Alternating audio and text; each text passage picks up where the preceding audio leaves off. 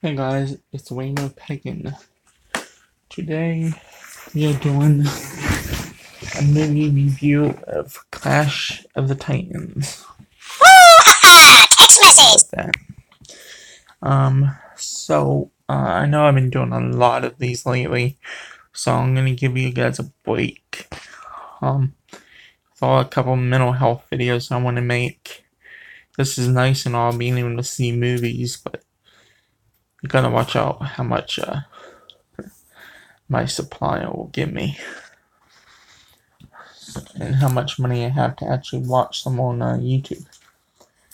So anyhow, you can find this on YouTube for $3, which ain't bad.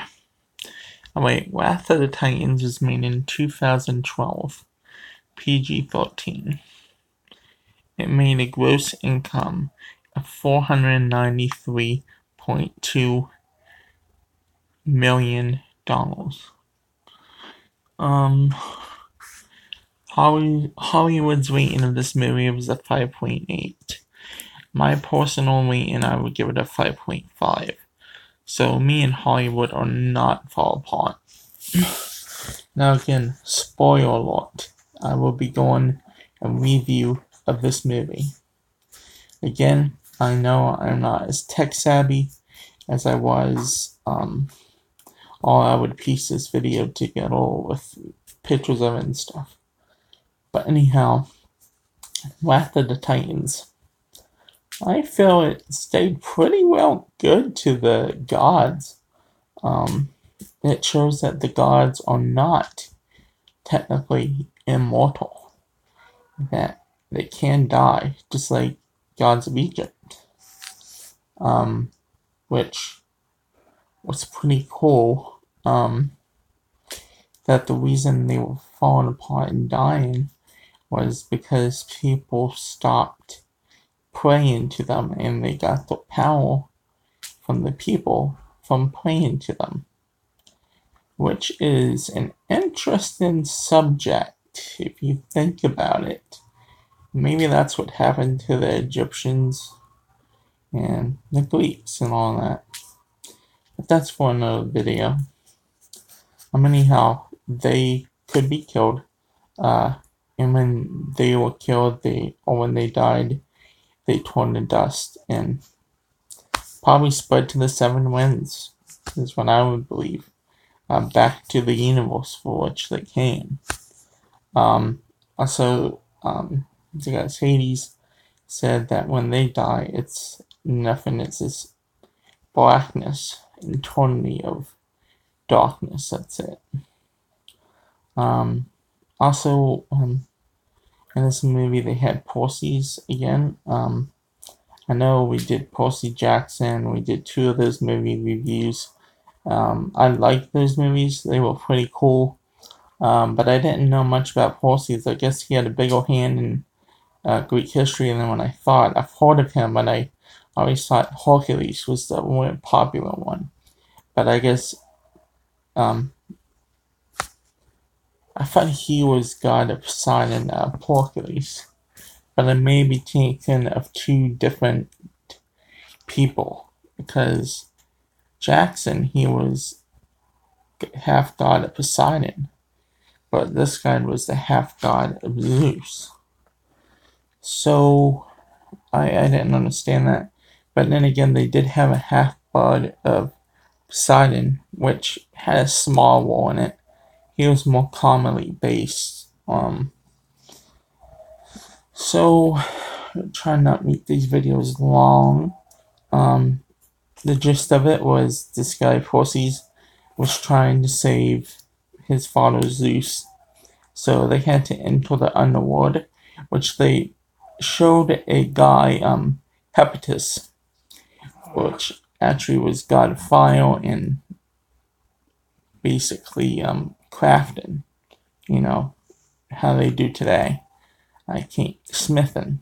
The title of that, which history, he did talk about Aphrodite's, because of punishment for Aphrodite's loving Ares, which Ares was in this movie too. The love between Ares and Aphrodite was strong. They had a son named Eros, which is aka Cupid.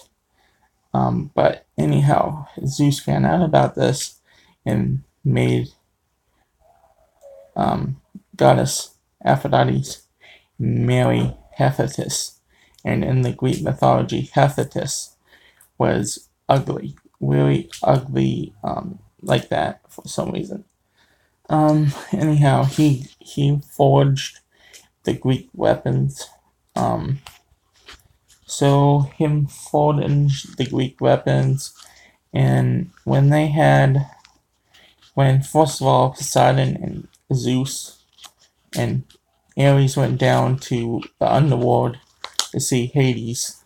Ares basically betrayed Zeus. Ares has always been jealous of Zeus because he feels, I'm sorry, that's my cat. He feels that Zeus loves his half-mortal children than he does him. Because you're looking at Hercules too. But he hated this guy's Perseus also because he was half blood of Zeus. So that's typical. Ares has always been the god of war, always been the god of jealousy, basically. He's always been jealous of Zeus. He got his in the end. He died from the hands of Perseus. And basically, when Poseidon and they went down there, he betrayed them, attacked Poseidon, basically attacked Zeus. They stole Zeus to chain him up to make Chaos again, to revive him. Now, Chaos was the man who basically created the world, the universe. I may be wrong on this, if it's him for Greek mythology.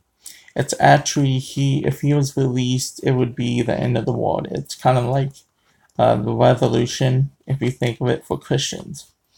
So he was actually fought against with Perseus, and the only way he won was because they had to craft all three of the main weapons, like Poseidon, Zeus, and Hades all had those special weapons, and they had to forge them all together to be able to take him down like they did before. So Perseus threw that into his heart, and he was destroyed. Now, what I think is pretty sad but also nice is Zeus was dying.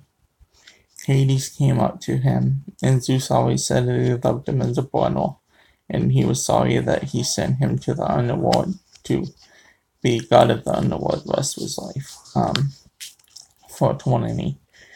And then Hades came by when he was about to die and says, "I love you too, brother." And he revives him, takes all his energy he has left to revive him, and they basically fought at the end together. He's like, "Well, we had weapons back then," and Zeus is like, "No, we had our power before we had our weapons." So they use the rest of the power to try to help. And the only god that was left standing after this movie was Hades, and he went on to live a immortal life because he used all his godly powers up. So anyhow, that's it in a nutshell. And at the end, Perseus had a son named I don't know how you pronounce it, but it sounds like Hercules. And that makes me think, is that Hercules' father? I don't know, where that one made no sense to me. So anyhow, may the gods and goddesses bless you all. Bye.